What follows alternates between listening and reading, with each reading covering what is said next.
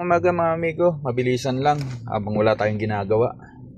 Wala naman tayong sisirain dito sa unit natin. So, ito napakahalaga, napaka-importante na matuto tayo dun sa paggamit ng automatic transmission.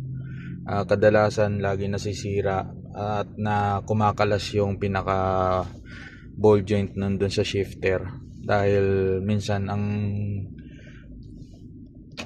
paggamit nitong automatic transmission ni mali, kaya tuturo ko sa inyo. So mabilisan lang to. Kagaya nyan, nasa park tayo. Pag halimbawa magdadrive tayo, so ang gagawin natin dito at naka handbrake, apak muna tayo sa preno, then punta tayo ng neutral, shift natin sa neutral, and then bitaw dun sa preno, and then apak ulit, tsaka drive mo, punta ka sa drive, tsaka release ka ng handbrake.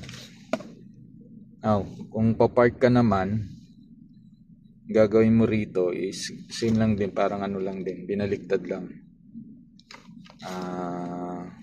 Punta ka ng neutral, and then handbrake,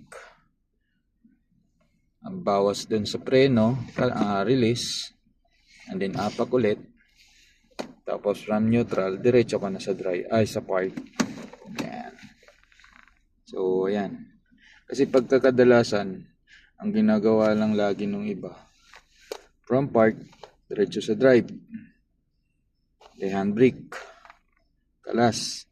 Pag nagpa-park, drive, handbrake, tapos diretso sa park. Ang problema rito, lahat ng lakas ng buong body ng sasakyan mo mapupunta dun sa, yung bigat niya mapupunta dun sa transmission. So kawawa yung transmission mo. So kadalasan dyan, laging pagka halimbawa galing ka ng park at magdadrive ka na, kadalasan dyan ang tigas i-release nito, lumalagutok.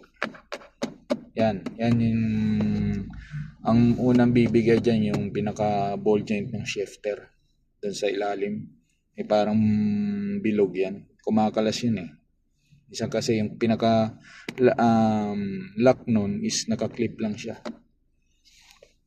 So yun, mahalagang bagay yan.